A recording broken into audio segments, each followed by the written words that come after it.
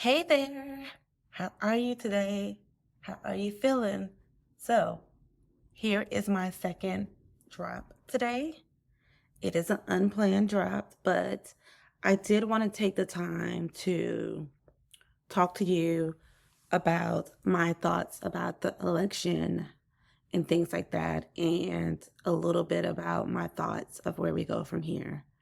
So many people have asked me or, told me about their feelings, including in my community of women.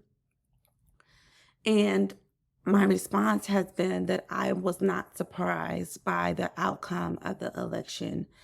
I had anticipated it. So therefore, that means I had time to process it. And I had anticipated it for a while.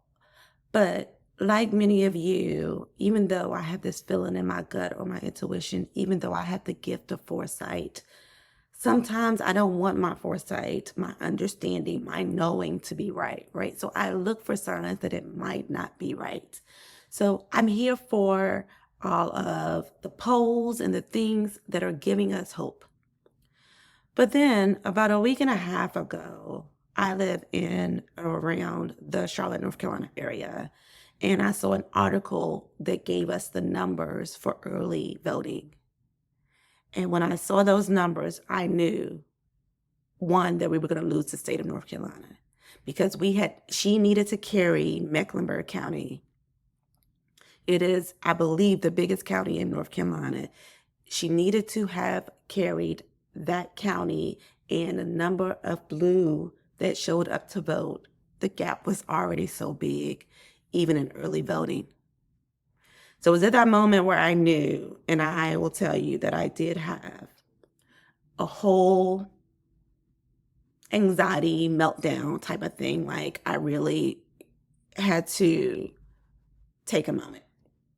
And since that time, I really have gone through great lengths between when I saw that article to even election night to remove election content from my life as much as it was possible. So that meant that I upgraded my streaming account so that they didn't have commercials. That means election night, I went to bed. I literally put my phone down, and people who were texting me, I told them that I couldn't, I had to set a boundary. And even still, when I woke up election morning, I was still disappointed. I sat in bed, talked to my husband about it a little bit. And then I decided, okay, what do I need to do as a leader? And so as a leader, one of the things I wanted to do is to give everyone space to grieve, to be disappointed, to have all the feels yesterday. But today and late last night, I recorded some messages. You can go to the Confident Woman Lead TikTok if you want to see my videos of it. But I also just released a recording on TikTok, and I'm going to play that recording for you here in a minute. But one of the things that I want you to know as you listen to my perspective is this. If you listen to this podcast, if you follow me in my newsletter, if you're in my Confident Women Lead community, then you know that one of my rules, my 12 rules, is that we mind the business that pays us. Our continuing to not mind the business that pays us will continue to create disappointment. Another thing that I talk about in my community is that we can't save white women. The reason why we can't really mentor, save, try to enlighten white women is because historically, deep down in their bones, they don't believe that that is our place, our role, our benefit in this world. So therefore, when you try to do that with white women, it will come back and bite you every time. And you will be like, WTF, I was just trying to help your ass. And so when I sit here on this podcast and I talk to you all about the reason it is important for us to be in community, the reason why you need to be inside a Confident Woman Lead, the reason why a key pillar is community is because I already understood and I understand now, and I'm really hoping that we collectively understand the need for us to move as a collective. See, if you want change in your career, That's not going to happen on an individual level. That happens when we all collectively get together, when we collect data, when we understand our buying power, when we move as a collective. Now, if you've heard this podcast, you also know that I am a lover of history. And I don't know that I've ever said this before, but if you really study Martin Luther King, you will understand that what got him killed was not that he wanted equality, but was his ability, his power over economics. It was his power over our collective economics. From the Montgomery bus boycott to, I believe if you read, what is the book? I'm trying to look at my bookshelf. You can't go wrong by doing right.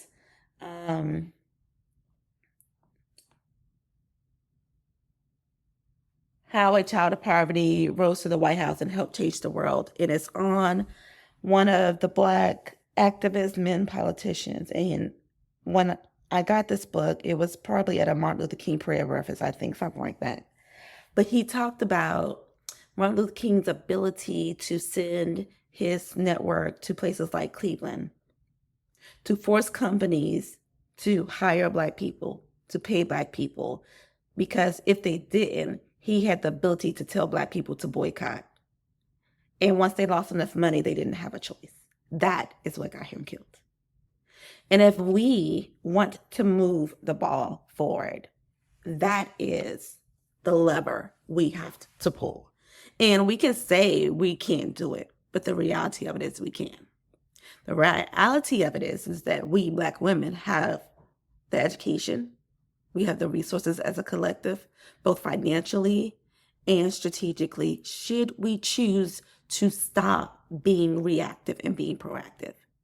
One of the key differences between where we sit and where white people sit is that white people, this election included, Project 2025 included, look at survival on a proactive front, whereas we as a people look at survival from a reactive place. Even today, the way we're talking to ourselves is reactive. We are acting to the choices other people made. And as long as we continue to not be strategic, strategy is something I continue to talk about here. And I'm not fussing. This is my plea. This is my attempt at leadership to make you aware that this is not the moment to be like, we're tapping out. This is the moment to tap into us. So this is not the moment to do nothing. This is the moment to do something different. And I believe that that difference is we have got to be in community. We have got to strategize together. We have got to move more as a collective. And so even if you choose not to be inside a Confident Woman Lead, you do need to be in someone else's Black woman's program where she is leading by example. She is leading from a communal place, because then it's my job as a leader to connect with her and for us to then collectively, as leaders of communities, to create an even bigger network. That is how we get it done. And we do know how to do that because we've done it for everyone else. Now, with that said, I'll leave you to listen to today's message regarding more of my thoughts on, how we got here, the election, those sort of things. And with that said, I'd love to hear your thoughts. Feel free to email me your thoughts, where you're struggling in your career, any questions you may have. You can do that. You can email me directly at Anita@confidentwomanlead.com. Now, this is not an Anita@confidentwomanlead.com for you to message me about selling me something or collaborating with me. That's not what we're doing at the moment. And outside of that, I look forward to seeing you all next week. And Speak Like a Leader. Here goes the message. The lesson that some people are about to F around and find out may not be ours, but there is a lesson for us. And I want to make sure you don't miss that lesson. So yesterday I hopped on here and said that this was not our loss, meaning Black women. This was not our loss. And I understand our frustration, but it wasn't our loss. However, it was a consequence. It is a consequence because we continue to put our efforts behind people, behind agendas, behind initiatives that are last minute, that don't have our best interests at heart, that are using us to do the heavy lifting for someone else. And we continue to allow that. That is the consequence. And because there is a consequence, and that means, respectfully, there is a lesson. And if we don't catch the lesson, there will be a consequence again. So here is the lesson. I know that you are tired. I know that you are exhausted. I know that you are frustrated. I know that you are disappointed. I understand all those things.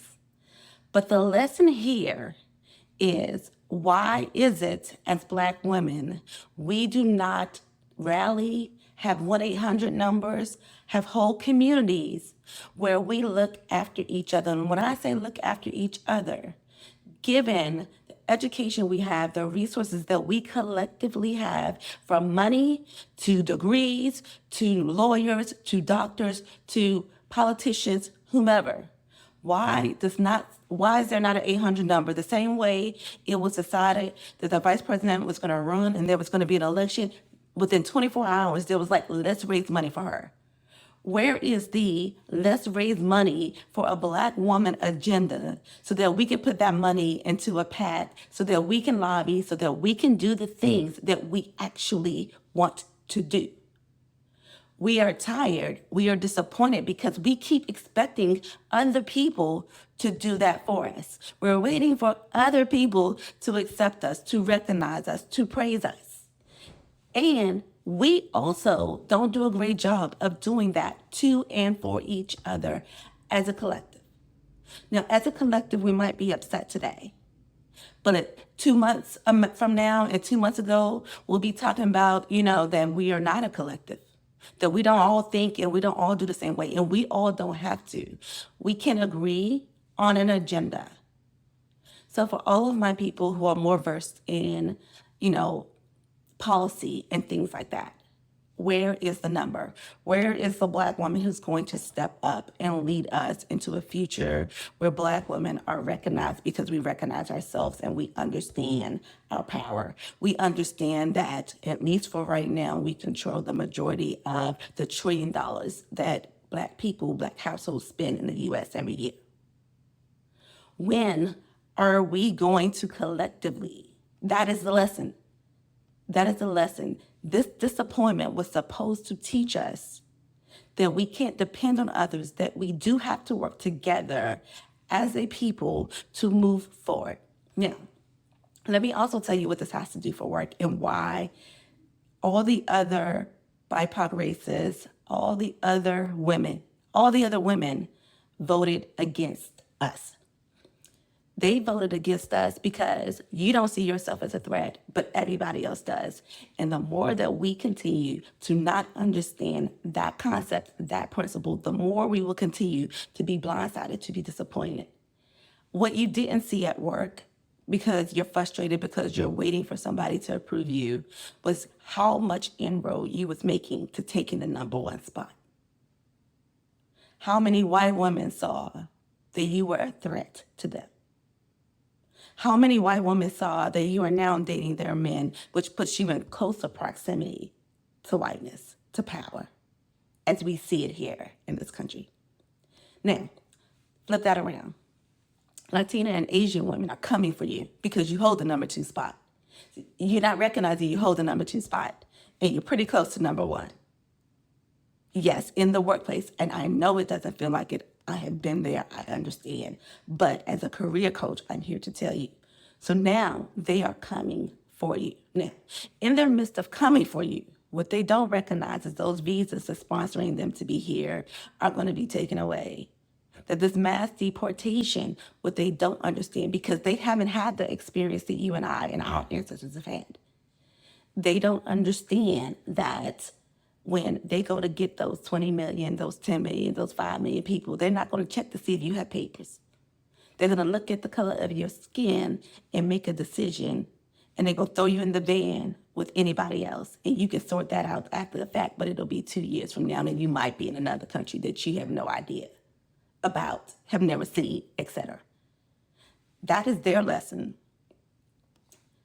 white women who won't be able to get divorced, who men will start beating them again, who will lose their jobs because they don't possess, not all, but they don't possess the intellect for the future of technology. The thing that Black women do need to do is to get together, to create an agenda, and to learn how to communicate in a way that moves not just us forward, but the world forward on our command, based on our voice. Instead of us using our bodies and our voice when necessary or when told or when somebody else needs it to move forward. Now, with all that being said, you may agree, you may not agree, and that's all good. But I'm here to tell you that if we don't learn this lesson, what is to come will be to our detriment and demise. We have to collectively work together. That is the lesson we are to take away from this disappointment. I'm open to ideas. Let me know in the comments. I'm even open to you disagreeing or feeling different, and that's okay too. I love you.